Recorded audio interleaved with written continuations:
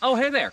I should say right up front that this is a test mostly just because I didn't want to load up a ton of ammo and then find out it's not going to cycle. And the way that we're testing things is I'm not using ballistics gel. I'm not trying to make this real life. I'm not trying to make this a scientific laboratory test of penetration and permanent wound cavity. I just picked something to shoot for fun, and I want to make sure these rounds are going to cycle. Lehigh Defense has some cool videos, and there's some other people out there doing some cool videos with these rounds in ballistics gel and that sort of thing. So I already have a pretty high level of confidence in the round itself, and I'm certainly no ballistics expert, so me testing them with some laboratory settings is not going to be any better than Lehigh or whoever else is out there that knows more than I do. So I'm just out here to have fun and test these. Have fun watching the video, and I'll see you later. Those are two 1-gallon milk jugs that are going to get blown up by some new ammo that I'm testing out. They are 90 grain 9mm Lehigh Defense Xtreme Defense rounds. Here, I'll show you. Oh, and you know what, while we're at it, let's check this out too. This is the GX4 and Coyote with the Coyote or FDE carbon fiber Kydex holster from Whole Guns. So if you were thinking about either of these items, here they are. Here are the 90 grain Lehigh Defense Xtreme Defense. As opposed to the penetrators, they also make penetrator rounds, which are heavier with smaller flutes, and they're supposed to penetrate barriers better. These are lighter because of the bigger flutes, and those big old flutes on those copper projectiles are supposedly made to redirect the energy as the bullets pass through fluid or tissue outwards in order to create a larger permanent wound cavity. We're going to test a regular 124 grain 9mm bullet on one of these, and we'll test the Xtreme Defense on the other one. I kind of stole the idea from Lehigh Defense's own video. So if you want to see them shoot some milk jugs and talk about these bullets, go check out Lehigh Defense. I've been excited to get these bullets out for a while. So without further ado, let's shoot some milk jugs and then we'll put some on steel. Here we go. All right, here we go. First up is the Lehigh Defense 90 grain Xtreme Defense. Chambered fine. I have a feeling I'm going to get a face full of water here.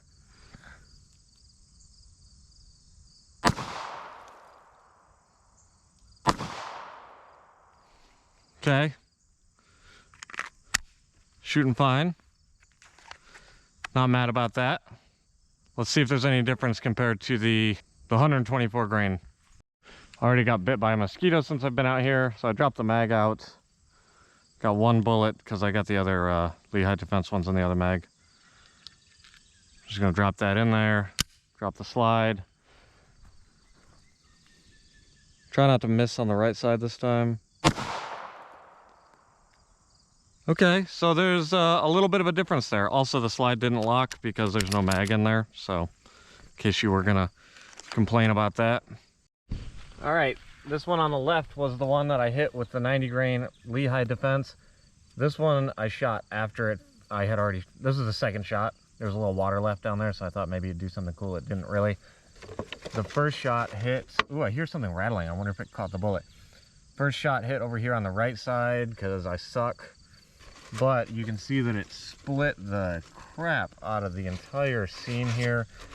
Just a ton of water pressure being generated all around this milk jug, and there is an exit hole back here. And it looks like the rattling noise is the cap. Let's see if I can find the bullet. Sometimes when you shoot through water like this, the bullets are just laying out on the ground. I've seen it happen before. I don't see anything, but if I find it, I'll let you know. All right, and here's the second target. It never even fell over. I mean, it sure hit hard, but it never even fell over. You can see the hole right there from the 124 grain. Those are actually cast lead projectiles from Darn Good Bullets. They're not even full metal jackets, so split along the seams again, so generated some pretty decent water pressure. And there's our exit. But comparatively, two exits, so Lehigh Defense and then the cast lead, with the entrance there and the entrance there. I mean, the violence of the entrance wound is night and day comparatively. Of course, you know, I don't know exactly how much that translates into in terms of terminal ballistics on something that might actually not be a milk jug, but it is pretty clear to me that there's a substantial difference in the violence of energy being delivered on target here. Don't get me wrong, I wouldn't want to get hit by either one of them, but the violence of this energy here is just, I mean, there's so much energy being dissipated around it that you can see it. It ripped and tore. This isn't even a seam. It just delivered so much energy so fast that it just ripped the plastic apart, as opposed to the FMJ that just kind of slipped right through. So that's pretty crazy. All right, so I'm sure that won't satisfy everybody. This probably won't either, but Lehigh Defense, again, 90 grain Xtreme Defense. Let's see what it does on steel, and then we'll put a 124 grain FMJ next to it. I'm gonna go bottom left corner.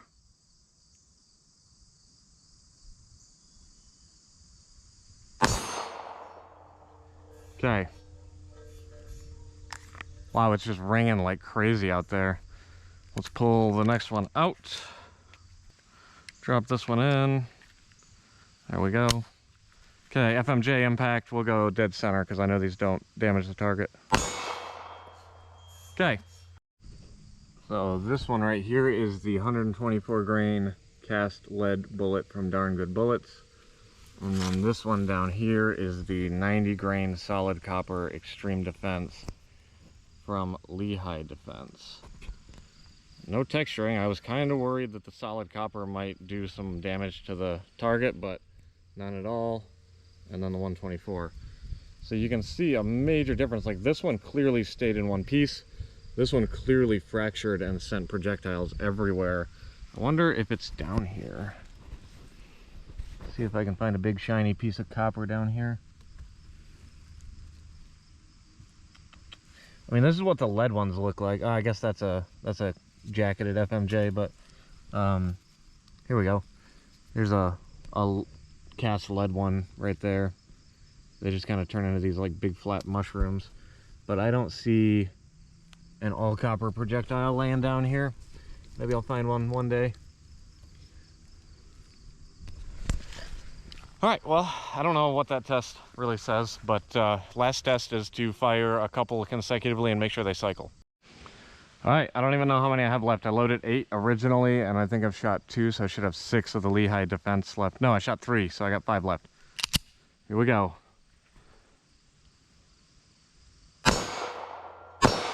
The recoil is very minimal. It's really nice. And they cycled just fine. The only one I pulled was the one up top left. Pulled that one. Oh, you can see the plus shape of the front of the projectile in that one. I don't know if you guys can see it, but so I pulled that one, but these two were fine, those two were fine, and that was my original test. And there's the 124 grain. So they're cycling fine even at 90 grains, and yeah, I'm satisfied with that. I'm happy. So good test, good talk. Let's do the outro. All right, everybody, so there's definitely going to be more GX4 videos coming out. I'm really excited to have gotten my hands on these Lehigh defensive rounds. I've been wanting to use them for a long time. When I bought the GX4, I knew I needed some more defensive ammo. With the price of defensive ammo right now, I was like, screw it. I'm going to order in a box. Got it from Midway USA for like 50 cents a shot. And so far I've been real happy with it. So Taurus GX4, and then the tan holster from Whole Guns. Whole Guns, not bad. I ordered it straight from their website. They're also on Amazon. I'll put a link down there. I ordered this straight from their website. It doesn't perfectly match the color of the gun, but it's not bad. Gun's unloaded, by the way. I already checked it, so don't freak out. Anyways, there it is. Expect to see some more. Let me know in the comments if you want to see some more testing.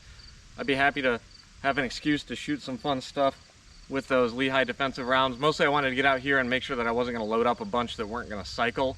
So that test is done. Now it's time to go back to the loading bench and load a bunch of bullets. I don't know what that was for. Peace.